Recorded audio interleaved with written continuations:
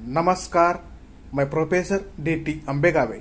आप देख रहे हैं मोटिवेशन डीटी अंबेगावे।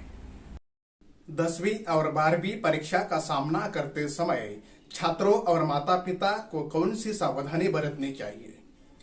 हम सभी जीवन में सफल होने के लिए संघर्ष करते हैं और विभिन्न चरणों में विभिन्न परीक्षाओं का सामना करते हैं। 10वीं और 12वीं की बोर्ड परीक्षाएं एक छात्र के जीवन में करियर की दिशा में आगे बढ़ने में बहुत निर्णायक होती है। दरअसल यह बोर्ड परीक्षा भले ही छात्रों, माता पिता, शिक्षकों के लिए हो, लेकिन परिवार के सभी सदस्यों की भी छात्र पर कड़ी नजर होती है। पढ़ाई की योजना बनाना, समय का सदुपयोग, प्रश्न पत्र हल करने का अभ्यास, आहार, नींद, व्यायाम, बाहर जाना, दोस्तों के साथ बातचीत करना, टीवी, सिनेमा, मोबाइल, इंटरनेट देखना, ये सब चीजें हैं जो समझ में नहीं आती है। अब हम महत्वपूर्ण बिंदु पर आ गए हैं। यह परीक्षा का समय है। अब तक की गई अपनी कड़ी मेहनत का लाभ उठाने के लिए यदि आप अगली परीक्षा अवधि में प्रत्येक दिन घंटे, मिनट और पेपर का बहुत सावधानी और ध्यान रखने के लिए इन नियमों का पालन करते हैं तो यह निश्चित रूप से आपको अच्छे अंक प्राप्त करने में मदद मिलेगी। बोर्ड परीक्षा में अच्छा गुण प्राप्त करने के आपको देश के साथ साथ राज्य के सर्वश्रेष्ठ कॉलेज में प्रवेश पाने और एक अच्छी शाखा चुनने में मदद मिलेगी और आपको अपने सपनों को पूरा करने का मार्ग मिल जाएगा। परीक्षा में बैठने से पहले तैयारी कैसे करें? परीक्षा के दिन की तैयारी कैसे करें? परीक्षा के लिए उपस्थित होते समय छात्रों को अपने साथ कौन सी सामग्री लानी चाहिए? परीक्षा हॉल में कौन सी सामग्री नहीं ले जानी चाहिए? परीक्षा हॉल में प्रवेश करने के बाद आप सबसे पहले क्या करें? उत्तर पुस्तिका प्राप्त होने के बाद आप क्या करें? प्रश्न पत्र प्राप्त होने के बाद आप क्या करें? पेपर लिखते समय कौन सी सावधानी बरतनी चाहिए? भाषा, गणित, विज्ञान, सोशल साइंस, कॉमर्स आदि विषय के पेपर कैसे लिखें? पेपर के बाद क्या करें? परीक्षा के समय माता पिता कौन सी सावधानी बरतनी चाहिए? परीक्षा के समय छात्र और माता पिता के बीच कौन सा संवाद करना चाहिए? पेपर के अंत में क्या करना चाहिए? आदि प्रश्नों के उत्तर इस वीडियो में सरल भाषा से मिलने वाले हैं। इस चैनल पर आप नए हो तो मेरे मोटिवेशन डीटी अंबेगावे इस चैनल को सब्सक्राइब जरूर करें ताकि छात्रों के लिए नए वीडियो बनाने में मुझे ताकत और आपको प्रेरणा मिले। परीक्षा में बैठने से पहले तैयारी कैसे करें? 1. विषय के पेपर के सभी नोट्स, महत्वपूर्ण नोट्स, अध्यायवार अध्ययन और उनके बुलेट्स, हॉट प्रश्न सूची को 3 से 4 चरणों में विभाजित करना महत्वपूर्ण होगा। 2. हर 2-3 घंटे के बाद 15 से 30 मिनट का ब्रेक लें। इस ब्रेक का उपयोग आप चाय, दूध, नाश्ता, जूस, नींबू शरबत या यहाँ तक कि सामान्य भोजन या पेय पीकर खुद को तरोताजा रखने के लिए कर सकते हैं। 3. अपनी योजना के अनुसार चरण 1, चरण 2 करें और ईमानदारी से कार्य करें। 4. विज्ञान, सोशल साइंस, अपने विभिन्न विषयों का अध्ययन करते समय व्याकरण, निबंध, लेखन कौशल, विशेष रूप से भाषा विषयों का अभ्यास करके अधिक तैयारी करें। 5. यदि आप गणित और ज्योमेट्री जैसे विषय की तैयारी करते समय प्रमेयों, सूत्रों आदि की संरचना को समझ लेते हैं तो यह आपको लंबे समय तक याद रहेगा और परीक्षा में भी याद रहेगा। 6. विज्ञान के आंकड़ों, उनके नाम, रासायनिक प्रतिक्रियाओं और समीकरणों का अधिक अभ्यास फायदेमंद होगा। 7. प्रत्येक विषय के कम से कम एक अभ्यास पेपर को टाइमर के साथ हल करें। इससे निश्चित रूप से आपका आत्मविश्वास बढ़ाने में मदद मिलेगी। 8. कम से कम 5 से 6 घंटे की नींद जरूरी है। परीक्षा के दिन की तैयारी कैसे करें? 1.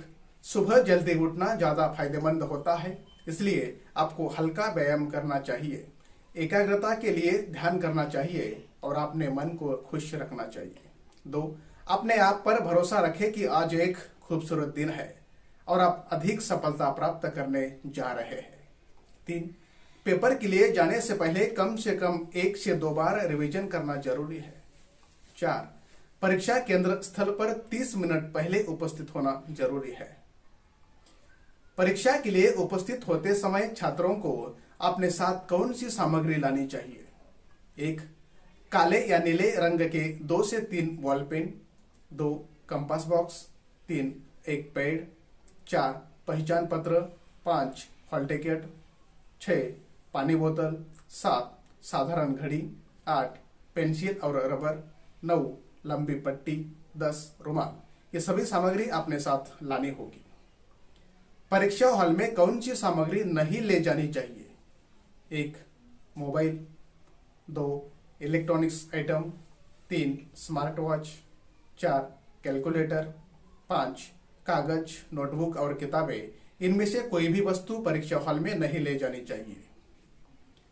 परीक्षा हॉल में प्रवेश करने के बाद आप सबसे पहले क्या करें? 1 अपने परीक्षा हॉल नंबर और सीट नंबर की पुष्टि करें और प्रवेश करें। 2 आप अपने सीट नंबर पर ही बैठे।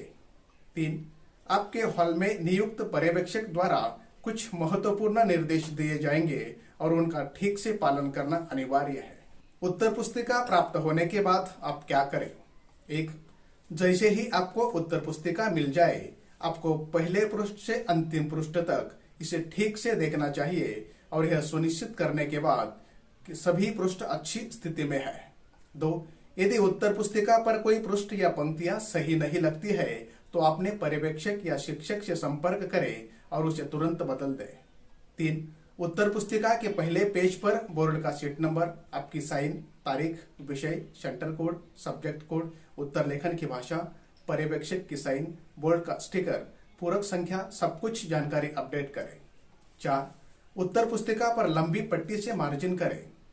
5 आपके द्वारा पूरे साल की गई पढ़ाई और अगले 2 से 3 घंटों में एकाग्रता से लिखा गया पेपर आपकी सफलता में बहुत महत्वपूर्ण भूमिका निभाता है। प्रश्न पत्र प्राप्त होने के बाद आप क्या करें? 1 प्रश्न पत्र प्राप्त करने के बाद पहले 5 मिनट पेपर के विषय का नाम, पेपर कोड आदि की जांच करने में बिताएं।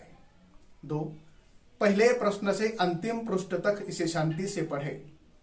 3 उन प्रश्नों को प्राथमिकता देकर लिखना शुरू करें जिनके बारे में आप आत्मविश्वास से लिख सकते हैं। 4 उत्तर लिखते समय अपने चेहरे पर मुस्कान रखें और उत्साहपूर्वक प्रत्येक प्रश्न का उत्तर बहुत साफ और सुंदर लिखावट में लिखें।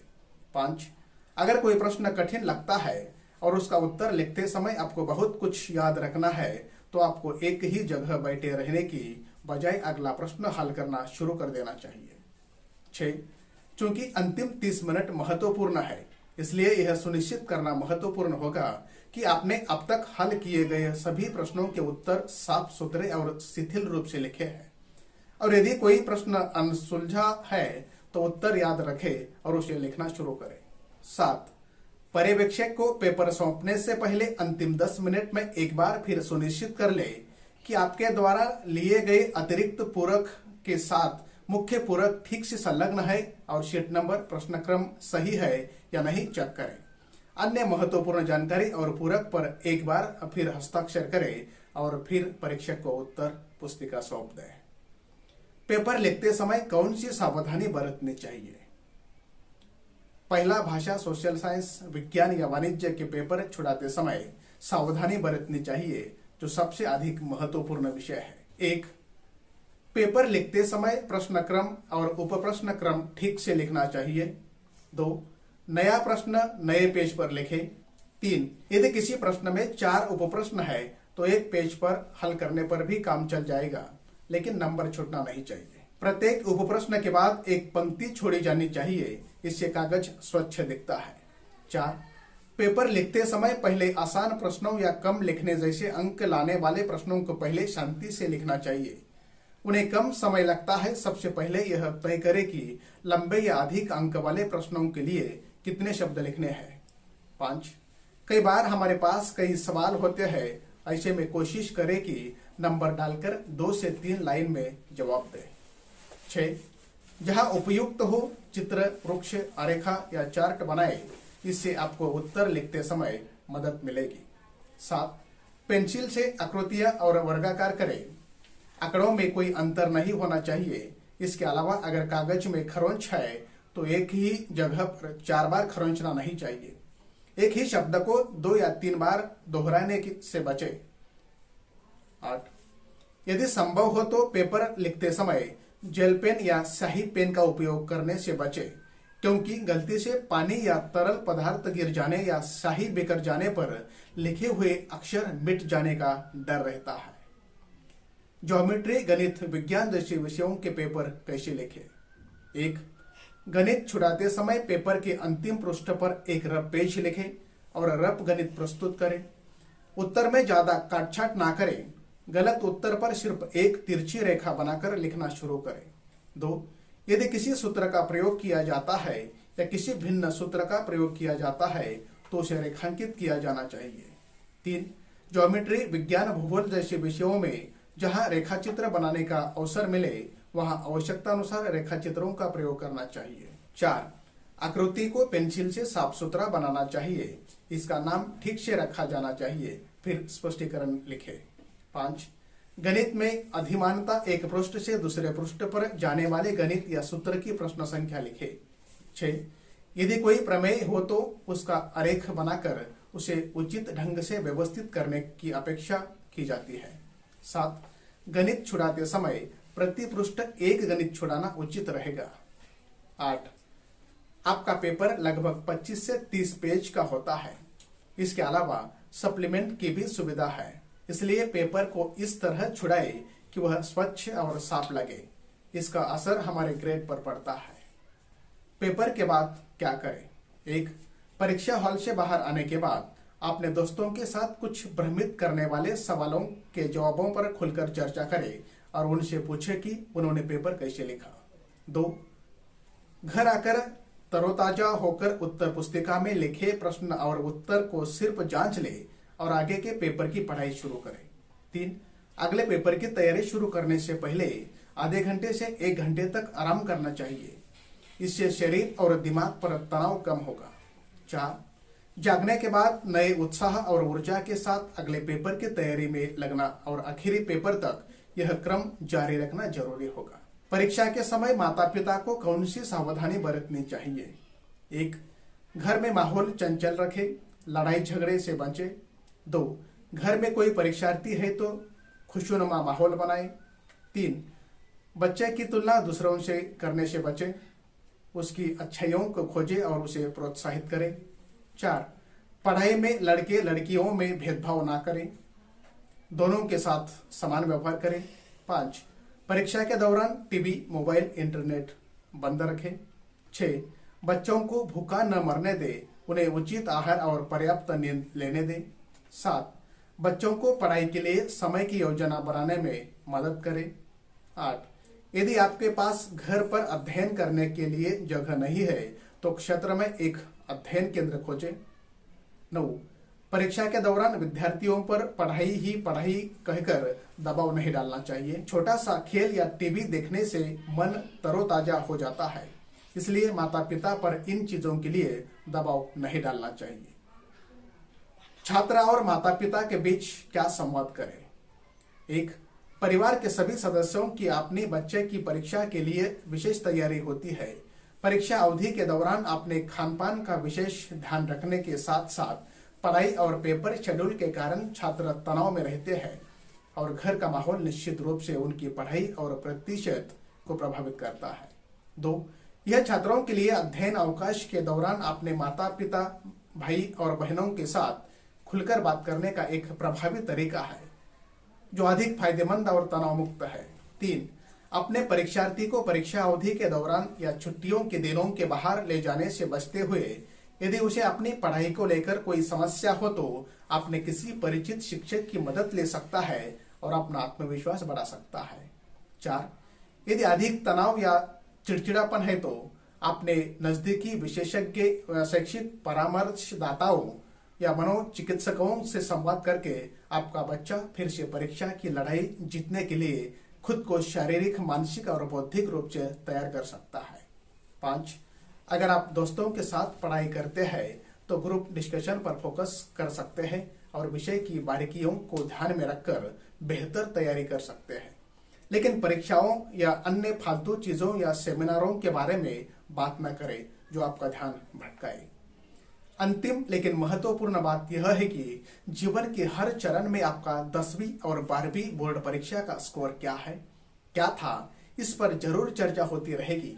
इसलिए आत्मविश्वास के साथ परीक्षा का सामना करें और बड़ी सफलता प्राप्त करें। मोटिवेशन डीटी अंबेगावे परिवार की ओर से आपके और आपके माता पिता, शिक्षकों, प्रोफेसरों और प्रशिक्षकों के लिए अच्छे स्वास्थ्य, अच्छे जीवन की कामना के साथ आपके सपनों को पूरा करना। शुक्रिया।